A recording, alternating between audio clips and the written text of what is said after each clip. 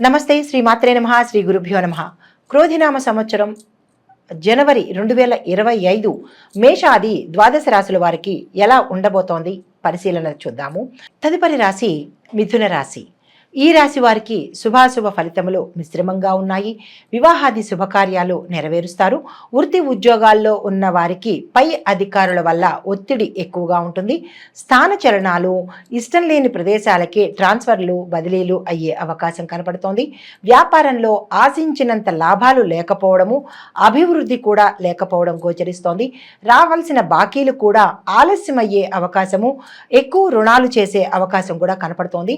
దూర ప్రాంతాలకు దేశ సంచార నిమిత్తంగా కానీ ఏదైనా పని నిమిత్తం కానీ వెళ్ళేటప్పుడు అనవసరమైన ప్రయాణాలతో పాటుగా అనవసర ధన వ్యయం కూడా అయ్యే అవకాశం కనపడుతోంది. పుణ్యక్షేత్ర దర్శనం చేస్తారు. విహారయాత్రలకు కూడా వెడతారు. అయితే శుభకార్యాలు, దైవ సంబంధమైన కార్యాలకు డబ్బు ఎక్కువగా ఖర్చు అయ్యే అవకాశం గోచరిస్తోంది. స్థిరాస్తిని అమ్ముకునే పరిస్థితి కూడా ఎదురయ్యే సూచన కనపడుతోంది. బంధుమిత్రులతోనూ పాత మిత్రులతోనూ కలిసే అవకాశం కూడా కనపడుతోంది. ఇతరుల వల్ల మీకు పేరు ప్రతిష్టలు వచ్చే అవకాశం కూడా ఉంది. అయితే ఈ రాశి వారికి 2వ ఇంట కుజుడు, 6వ ఇంట బుధుడు, 7వ ఇంట రవి, 9వ ఇంట శుక్ర సంచారం వలన గురువుల ఎడల భక్తి ఆచారాలు పాటిస్తారు. మంచి ఉద్యోగాలు మీకు వస్తాయి. ఆరోగ్యం కూడా చాలా బాగుంటుంది. విందు వినోదాలలో పాల్గొంటారు. ఒక్కింత దుర్మార్గులతో స్నేహం చేసే దిశగా కనపడుతోంది. ఆ స్నేహితుల ఎంపికను మీరు జాగ్రత్తగా చూసుకోండి. అయితే చాలా జాగ్రత్తగా మసలాలి కొత్త వారితో.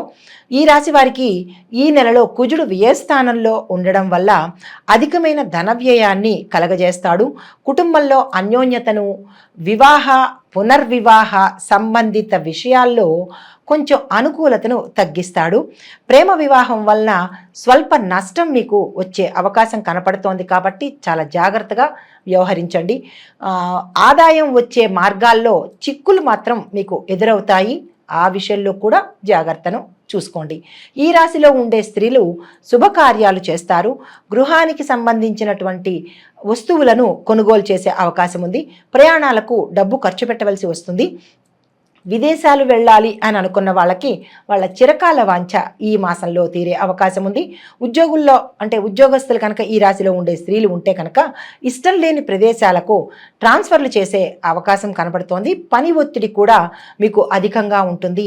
అనారోగ్య సూచన ఉంది కాబట్టి ఈ రాశిలో ఉండే స్త్రీలు ఆరోగ్యం పట్ల చాలా జాగ్రత్తను వహించండి. మీరు మాట ఏదైనా కనుక సలహాల ద్వారా కానీ లేదా చిన్న మాట ప్రపంచాలు కనుక చేసినట్టయితే అది కుటుంబంలోనూ లేదా మీ ఉండే స్థానంలోను కనుక చేస్తే దానివల్ల మీకు చిక్కులు వచ్చే అవకాశం ఉంది. కాబట్టి మీరు ఎవరికి సలహాలు ఇవ్వకూడదు ఈ మాసంలో అనే సూచన చెప్పడం జరిగింది. భార్యాభర్తలు ఇరువురి మధ్య ఏకాభిప్రాయము ఒకంత విషయంలో ఉండకపోతుంది. అది జాగ్రత్తగా చూసుకోండి. అయితే ఇప్పుడు ఏ రంగాల్లో ఉండే వాళ్ళకి ఎలా ఉండబోతోంది? ముందుగా విద్యార్థులకు ఎలా ఉంటుంది అంటే వాళ్ళు కష్టపడి చదివితేనే కానీ ఉత్తీర్ణులు కాలేని అలా ఉంటుందన్నమాట. అంటే కష్టపడితేనే కానీ వాళ్ళకి ర్యాంకులు వచ్చే అవకాశం లేదు. కాబట్టి విద్యార్థులు చాలా కష్టపడి చదవాలి. మొదటి ఛాన్స్లో మీరు పాస్ అవ్వలేని పక్షంలో 2వ ఛాన్స్లో పాస్ అయ్యే అవకాశం కనపడుతోంది. దానికి నిరాశ మాత్రం చెందకండి.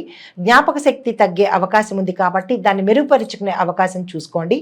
అయితే మీరు విదేశాలు వెళ్ళి చదవాలి, అక్కడ చదువుతూ జాబ్ చేయాలి అని అనుకున్న వాళ్ళకి ఈ మాసం ప్రథమార్థంలో కన్నా ద్వితీయార్థంలోనే మీకు మంచి అవకాశాలు వస్తాయి. ఈ జ్ఞాపక శక్తి కోసం మీరు చేయవలసిన చిన్న పని ఏంటంటే గణేశుడికి కానీ అంటే గణపతికి కానీ అమ్మవారు సరస్వతికి కానీ మీరు ఏదైనా పూజ చేయించుకున్నట్టయితే, జపం చేయించుకున్నట్టయితే ఆ సానుకూలమైన ఫలితాలను మీరు పొందే అవకాశం కనపడుతోంది. తదుపరి ఉద్యోగస్తులకు బదిలీలు, ప్రమోషన్లు వచ్చినా కానీ కాలయాపన జరిగే అవకాశం ఉంది. ప్రైవేట్ సంస్థల్లో పనిచేసే వారికి వేధింపులు, ఒత్తిడిలు ఎక్కువయ్యే అవకాశం కనపడుతోంది. యోగదాయకమైన ప్రమోషన్లు అంటే మీరు అనుకున్న ప్రమోషన్స్ వస్తాయి కానీ అవి మీకు ఇష్టం లేని ప్రాంతాలకు వేసేటట్టుగా అవకాశం ఉంది. తర్వాత కొన్ని రంగాల్లో ఉన్న ఉద్యోగస్తులకు ప్రత్యేకమైన గుర్తింపులు కూడా వచ్చే అవకాశము, తద్వారా ప్యాకేజీ పెరిగే అవకాశం కూడా కనపడుతోంది. తదుపరి వ్యాపారస్తులకు అనుకున్నది అనుకున్నట్లుగా మీరు ఏ అంచనాలతో అయితే వ్యాపారం చేస్తున్నారో ఆ అంచనాలకు తగ్గట్టుగానే మీకు లాభాలు వస్తాయన్నమాట. హోల్సేల్, రిటైల్ వ్యాపారస్తులకు బాగా కలిసి వస్తుంది. వస్తుందన్నమాట. బిల్డింగ్ కాంట్రాక్ట్కి సంబంధించినటువంటి వ్యాపారస్తులకు కూడా మంచి లాభాలు వచ్చే అవకాశం కనబడుతోంది. క్రయ విక్రయాలు కూడా చాలా చక్కగా జరుగుతాయి. మీరు ఆశించిన దానికన్నా రెట్టింపు లాభాలు వచ్చే దిశ కనపడుతోంది. కొన్ని వ్యాపారస్తులకు ఖర్చులు ఎక్కువగా ఉన్నాయి. చాలా అదుపులో పెట్టుకుని జాగ్రత్తగా వ్యవహరించండి. తద్వారా నష్టాల జోలికి వెళ్లకుండా ఉండే అవకాశం ఉంది. జాయింట్ వ్యాపారస్తులకు ఈ మాసం అంతగా కలిసి వచ్చేటట్టుగా లేదు కాబట్టి కొత్త ఒప్పందాల జోలికి, అంటే కొత్తగా భాగస్వామ్యంలోకి అగ్రిమెంట్స్ జోలికి మాత్రం ఈ మాసంలో మీరు వెళ్ళకండి. తదుపరి వ్యవసాయదారులకు పెట్టుబడులు ఎక్కువయ్యే అవకాశం కనబడుతోంది. ఇదివరలో చేసిన రుణాలను తీర్చడానికి చాలా కష్టపడవలసి వస్తుంది కాబట్టి కొత్త రుణాల జోలికి ఈ మాసంలో మీరు వెళ్ళకండి. ఆదాయానికి మించిన ఖర్చులు ఎక్కువ అవుతాయి. అయితే వ్యవసాయదారులకు రెండవ పంట కొంచెం ఇబ్బందులు కలిగేటట్టుగా కనపడుతోంది. చాలా జాగ్రత్తగా ఆచితూచి చూసుకోండి. ప్రభుత్వ రంగం నుంచి మీకు అవసరమైన సహాయ సహకారాలు మీరు అనుకున్న సమయానికి రాలేకపోవచ్చు. నిరాశ పడకండి.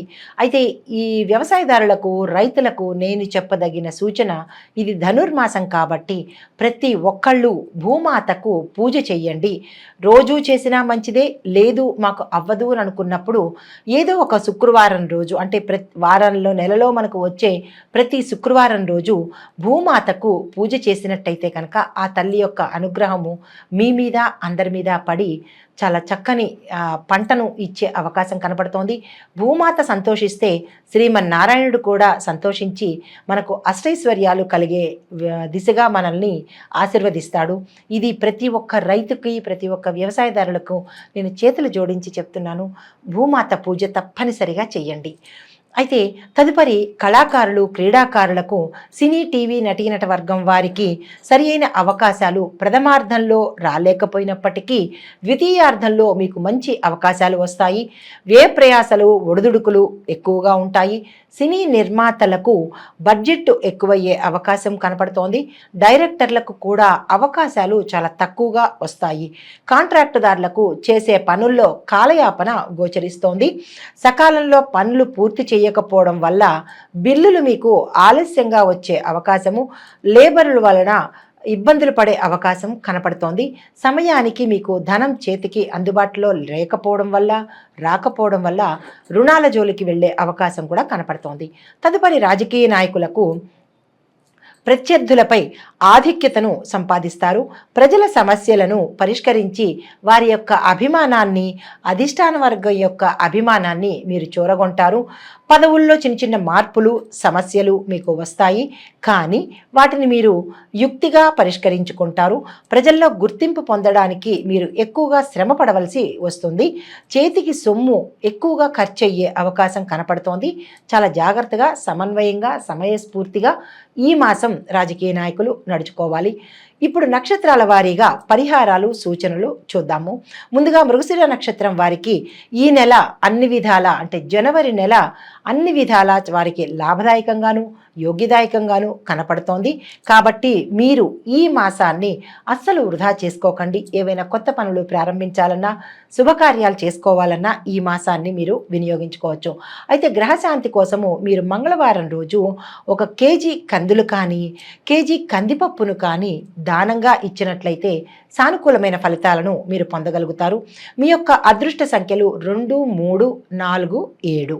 మీ యొక్క అదృష్ట వారాలు సోమవారము, గురువారము, శనివారము.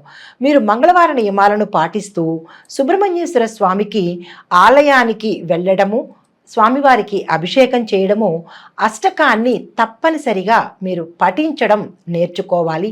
సుబ్రహ్మణ్యేశ్వర మంత్రాన్నైనా మీ నోటికి వచ్చేలాగా ఈ మాసమంతా జపించాలి. దానితో పాటుగా మంగళవార నియమాలను పాటిస్తూ మాంసాహారాన్ని, మద్యాన్ని నిషేధించాలి. తదుపరి ఆరుద్ర నక్షత్రం వారికి 2025 జనవరి ఈ మాసము అన్ని మాసాల కన్నా చాలా చక్కని, యోగ్యదాయకమైన మాసము, అత్యంత లాభదాయకమైన మాసము. ఈ మాసంలో ఉండే ప్రతి ఒక్కరూ, వ్యాపారస్తులు కానీ, అందరూ ఉద్యోగస్తులు కానీ, ప్రతి ఒక్కళ్ళు ఈ మాసాన్ని సద్వినియోగం చేసుకోండి. అయితే మీరు గ్రహశాంతి కోసము శనివారం రోజు 1 కేజీ మినువులను దానంగా ఇచ్చినట్టయితే చక్కని సానుకూలమైన ఫలితాలు పొందడమే కాకుండా శనీశ్వరుడి యొక్క అనుగ్రహాన్ని మీరు పొందగలుగుతారు. మీ యొక్క అదృష్ట సంఖ్యలు 2, 4, 5, 6. మీ యొక్క అదృష్ట వారాలు ఆదివారము, మంగళవారము, బుధవారము. అయితే మీరు శివాభిషేకం కనుక చేసినట్టయితే మంచి అవకాశం, మీరు ఏ పని అయితే అనుకుంటారో ఆ పనిలో విజయాన్ని సాధించే అవకాశం కనబడుతోంది. అది కుదరట్లేదు అని అనుకున్న వాళ్ళు ప్రతి సోమవారము ప్రదోష సమయంలో శివానికి అభిషేకం కానీ శివ ఆలయ దర్శనం కానీ చేసినట్టయితే కనుక తత్సమానమైన ఫలితాన్ని మీరు పొందే అవకాశం కనబడుతోంది. తదుపరి పునర్వసు నక్షత్రం వారు, వీరికి ఈ మాసం అన్ని విధాలా చాలా లాభదాయకంగాను యోగిదాయకంగాను కనపడుతోంది. కాబట్టి మీరు ఈ మాసాన్ని అస్సలు వృధా చేసుకోకండి. గురువారం రోజున 1 కేజీ శనగలు కనుక మీరు దానంగా ఇచ్చినట్టయితే గురు అనుగ్రహంతో పాటు సానుకూలమైన ఫలితాలను కూడా మీరు పొందబోతారు. మీ యొక్క అదృష్ట సంఖ్యలు 2, 3, 7, 9. మీ యొక్క అదృష్ట వారాలు సోమ, గురు, శనివారాలు. అయితే మొత్తంగా ఈ రాశి వారికి, అంటే మాకు కొంతమంది అనుకోవచ్చు, మాకు నక్షత్రాలు తెలియవండి, మరి పాదాలు తెలియవు, మరి ఏం పాటించాలి మేము అని అనుకున్న వాళ్ళకి ఈ రాశిలో ఉండే ప్రతి ఒక్కరికి కూడా కేతువుకు 7,000 జపం చేయించి ఉలవలను కనుక దానం చేసినట్టయితే నక్షత్రాలు ఉన్న వాళ్ళకి ఎటువంటి ఫలితాలు వస్తాయో మీకు కూడా అటువంటి గ్రహ అనుకూలతలు కూడా కలుగుతాయన్నమాట. అయితే శివునికి అభిషేకం చేయించుకుని శనగలను కనుక దానం చేయండి, మంచి ఫలితాలను పొందుతారు. దానితో పాటుగా గోవు యొక్క పూజ చేయడము లేదా గోవుకి గ్రాసాన్ని అందించినట్టయితే మీ యొక్క యథాశక్తి మీరు ఎంత ఇవ్వదలుచుకుంటే అంత గ్రాసాన్ని కనుక ఇచ్చినట్టయితే కూడా చాలా చక్కని ఫలితాలు మీరు పొందే అవకాశం ఉంటుంది. సుబ్రహ్మణ్యేశ్వర స్వామి ఆరాధన, శివాలయ దర్శనము, సుబ్రహ్మణ్యేశ్వర స్వామికి శివుడికి అభిషేకాలు చేయించగలిగితే కనుక మంచి ఫలితాలను పొందే అవకాశము, అడ్డంకులు తీరిపోయే అవకాశము కనబడుతోంది. అయితే ఈ రాశి మొత్తంగా పఠించవలసిన మంత్రం ఏంటి అంటే ఓం క్లీం కృష్ణాయ నమః అనే మంత్రాన్ని, చాలా చిన్నది కాబట్టి అనే ఈ మంత్రాన్ని అందరూ 108 సార్లు తప్పనిసరిగా పారాయణ చేయండి. అయితే ఈ రాశి వారికి శుభప్రదమైన రంగులు ఏంటంటే ఆకుపచ్చ, నలుపు, నీలము. కాబట్టి మీరు ఏదైనా మంచి పనికి వెళ్ళినప్పుడు, కీలకమైన పని చేయాలి అని అనుకున్నప్పుడు ఈ రంగు వస్త్రాలను ధరించి కనుక వెళ్ళినట్టయితే సక్సెస్ని తిరిగి తీసుకొచ్చే అవకాశం కనబడుతోంది. ఈ రాశి వారికి అదృష్ట సంఖ్య 5గా చెప్పబడింది. అందరికీ సంక్రాంతి శుభాకాంక్షలు. నమస్తే.